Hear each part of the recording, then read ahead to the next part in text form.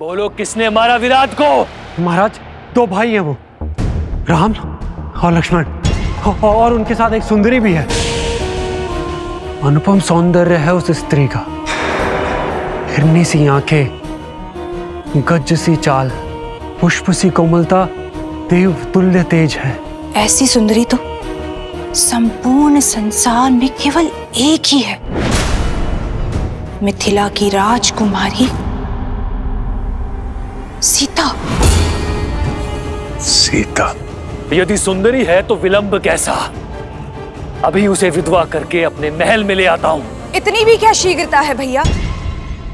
मुझे लगता है कि उन पर कोई भी प्रहार करने से अधिक श्रेष्ठ होगा कि हमें रावण भैया को इस विषय में सूचित करना चाहिए। मुझे पूर्ण विश्वास है कि इस सूचना से भैया को विश्व विजय सी प्रसन्नता मिलेगी।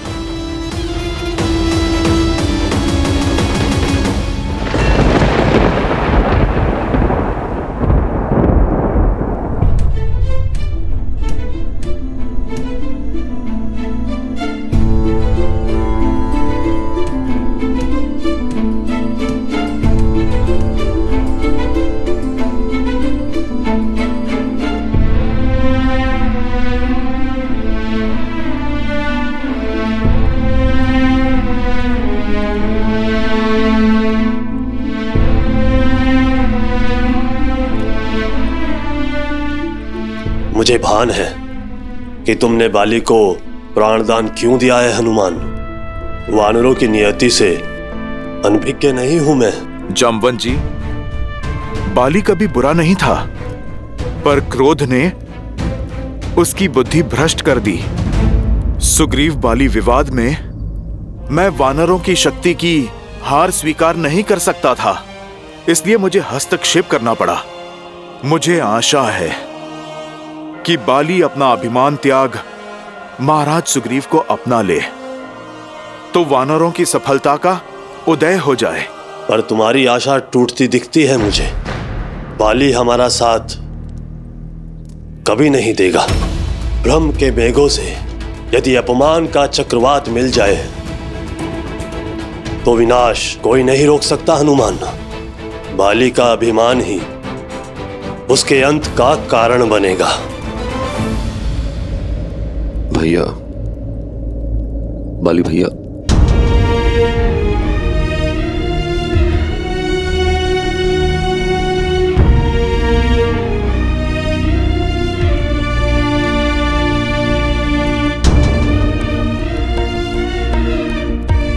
हनुमान, बाली भैया को प्राण दान देकर तुमने मुझे जीवन दान दिया। महाराज सुग्रीव, परंतु मुझे खेद है, बाली जैसा बुद्धिमान व्यक्ति कैसे सत्य नहीं देख पा रहा।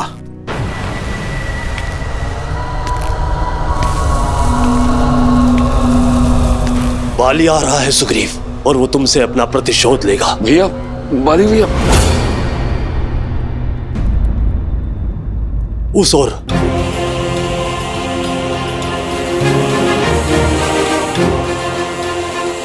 जय श्री राम।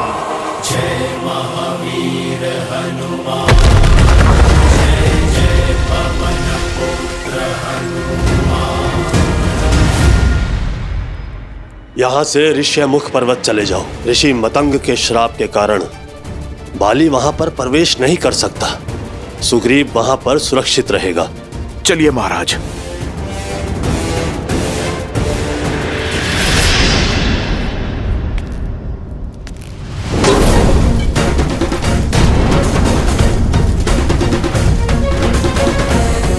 मुझसे बचकर नहीं जा सकते हो तुम सुग्रीव। मैं तुम्हें पाताल से भी खोज लूंगा। ऋषिमुख पर्वत पर पहुंचने से ही पहले मार दूंगा मैं तुझे।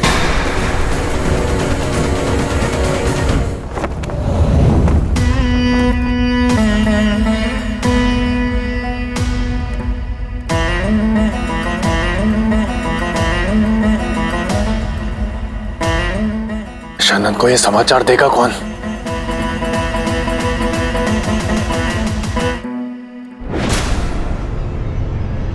भाई की गंध मुझसे छुपती नहीं खर। और उससे भी बड़ी बात, ये गंध मुझे भाती नहीं।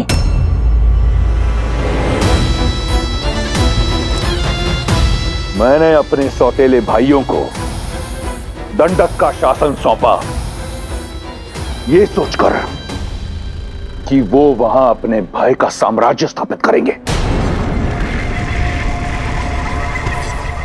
इसलिए नहीं कि वो इस तरह भयभीत होकर मेरे समक्ष खड़े हों। तुम्हारे झुके हुए नेत्र इस साफ बताते हैं कि तुम्हारा भय, तुम्हारी व्याकुलता उचित भी है और आवश्यक भी, परंतु स्मरण रहे, आज मेरे कान किसी भी प्रकार की बुरी सूचना सुनने को सज्ज नहीं। ये भय फिर दिखा तुम्हारे नेत्रों में, परंतु अच्छा लगा क्योंकि ये भय रावण का है, होना चाहिए।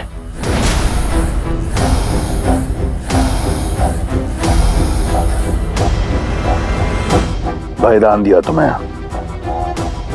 बोलो। भैया, लंकेश विराट मारा जा चुका है। तो विराट रावण नहीं, काल जिसके वश में हो। परंतु लंकेश, विराट का संहार एक वनवासी मनुष्य के हाथों हुआ है। किंतु वो एक साधारण व्यक्ति नहीं है।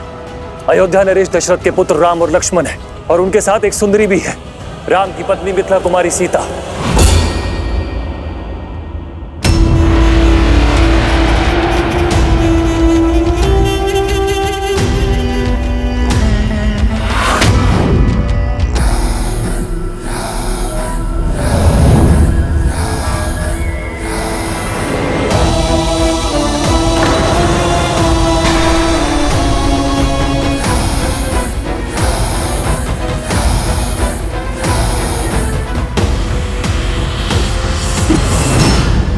ये तलवार चेतावनी है खर।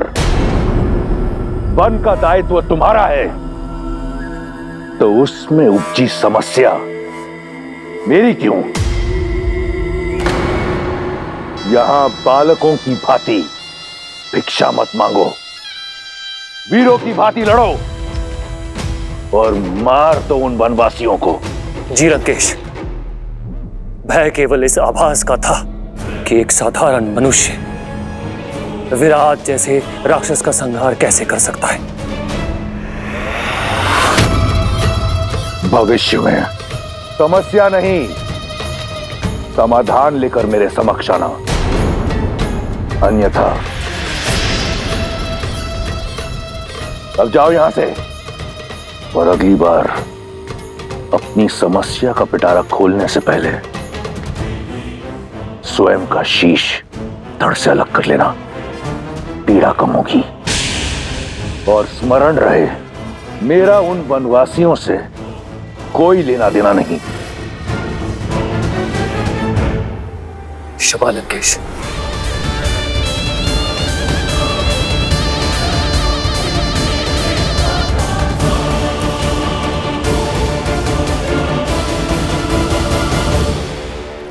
नहीं स्वामी, ऐसा मत कीजिए। क्यों ना करूं? उससे मेरे स्वाभिमान को ठेस पहुंचाई है। मुझे नीचा दिखाने के लिए उसने तुम्हें अपनी पत्नी बनाया। अब प्रतिशोध का एक ही मार्ग है, रूमा से विवाह। ऐसा अनर्थ मत कीजिए स्वामी। क्यों? क्यों ना करूं? वो करे तो नियम, और मैं करूं तो अनर्थ। जो नियम सुग्रीव पर लागू होता है, तुम पर लागू होता है, वो मुझ पर क्यों नहीं? क्योंकि सुग्रीव ने आप ही के आदेशानुसार उस गुफा के मुख पर चट्टान रखी थी। आप ही के आदेश पर उसने किष्किंधा को संभाला था। और स्वामी, आपने तो रूमा को पुत्री समान प्रेम दिया है, तो अब क्यों प्रतिशोध की आग में आप अपना सम्मान, अपना गौरव और अपने धर्म को भस्म कर रहे हैं? क्यों अधर्म करके नर्क के भागी बन रहे स्वामी? चट्टान तब रखनी थी जब मेरी मृत्यु हो जाती, तब। लेकिन रक्त बहकर बाहर आया था। वो रक्त नहीं था। वो उस मायावी की माया भी तो हो सकती थी ना। सुग्रीव की चाल भी तो हो सकती है। नहीं चाहिए मुझे धर्म, नहीं चाहिए मुझे स्वर्ग और ना ही मोक्ष। यहाँ राज शक्ति और युक्ति से होता है, और ये दोनों ही अपार है मेरे पास। इसलिए राज भी मेरा होगा और रूमा भी। सुग्रीव को मूल्य तो चुकाना ही होगा। सैनिकों, रूमा को मेरे समक्ष प्रस्तुत करो। रुक जाइए स्वामी, अंगद के विषय में तो सोचिए, वो भी बालक है, उस पर क्या प्रभाव पड़ेगा? उसके लिए यह प्रशिक्षण होगा। वो भी तो देखे कि वानर राज कैसे बना जाता है।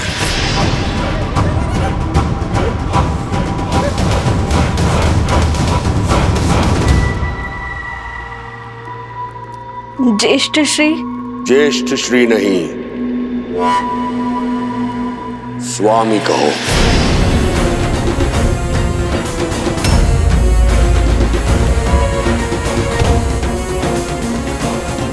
आज से तुम मेरी पत्नी हो। आज रात्रि मैं सुग्रीव का वध करके तुम पर अपना अधिकार रखूंगा।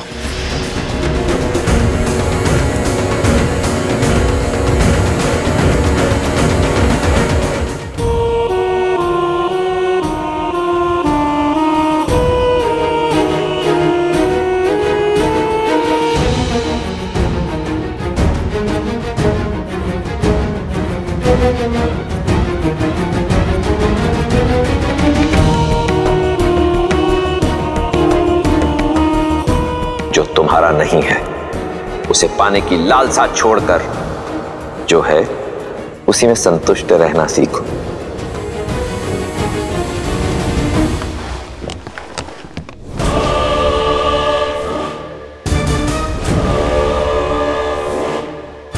किसने किया ये दुस्साहस?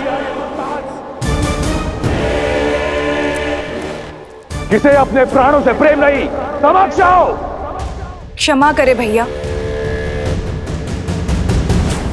ये दुस्साहस मैंने किया है, क्योंकि मैं आपको किसी भ्रम में नहीं देख सकती। भ्रम? हाँ भैया, सीता की जिस छवि को आपने देखा था, अब वो वैसी नहीं रही। अब वो महलों की राजकुमारी से एक वन की सन्यासिनी बन चुकी है। तनिक सोचिए भैया, सीता के सौंदर्य और तेज के बारे में। आपके साथ लंका की स्वामिनी के रूप में खड़े होकर वो कैसी लगेगी? उसका प्रारब्ध आप ही के आने की प्रतीक्षा में है। बेचारी, जिस राजकुमार से विवाह किया उसके पास राज्य तो छोड़िए, कांटों से बचने के लिए पांव में पादुका तक नहीं। जिस स्त्री को लंका की मखमल शैया पर होना चाहिए, वो पथरीली चट्टानों पर सो रही है। लंका की सुगंधित और कमलों से सज्जित सरोवर के स्थान पर जोंक और कीड़ों से भरे वन्य तालाबों में स्नान कर रही है।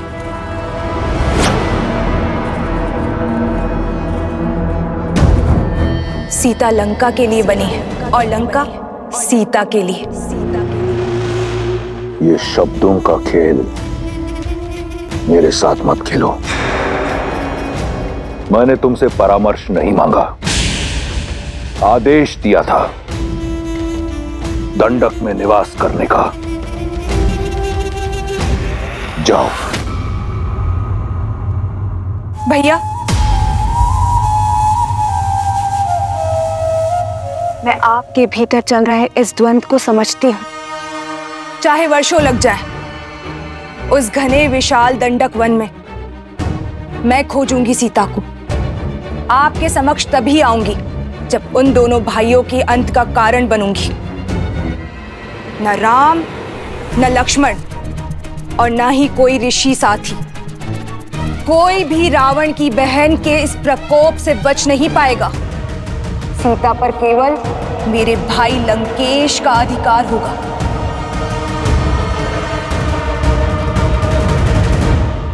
राम राम राम राम राम राम राम राम राम। महाराज, बस कुछ देर और, हम लोग ऋषिमुख पर्वत के निकट हैं। राम राम राम राम। रुक जाइए महाराज।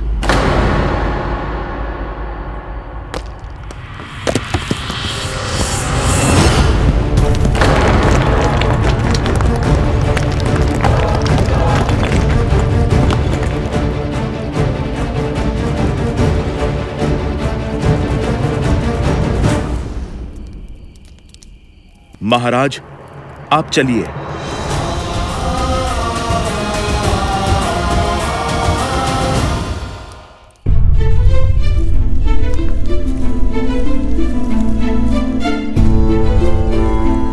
बालपन में बाली भैया कितना प्रेम करते थे मुझसे।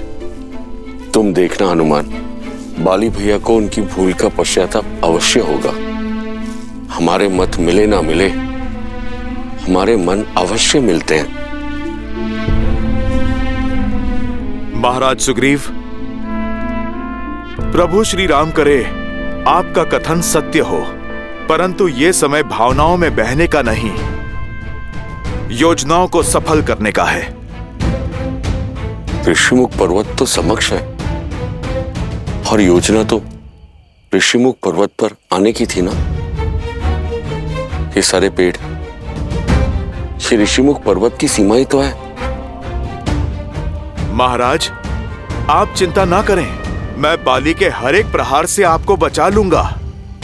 परंतु हनुमान, यदि तुम बाली भैया के समक्ष गए तो वो तुम्हारी आदि शक्ति छीन लेंगे।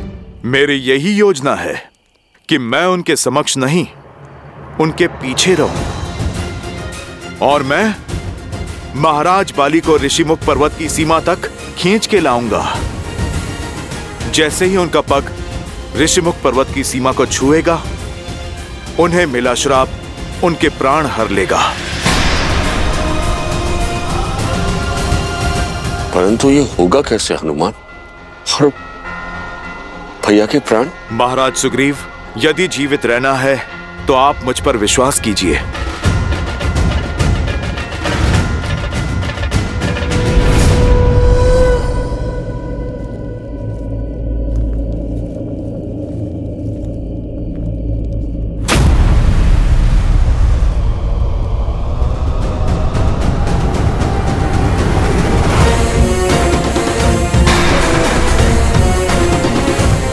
मुझे देखकर भाग रहा है कायर?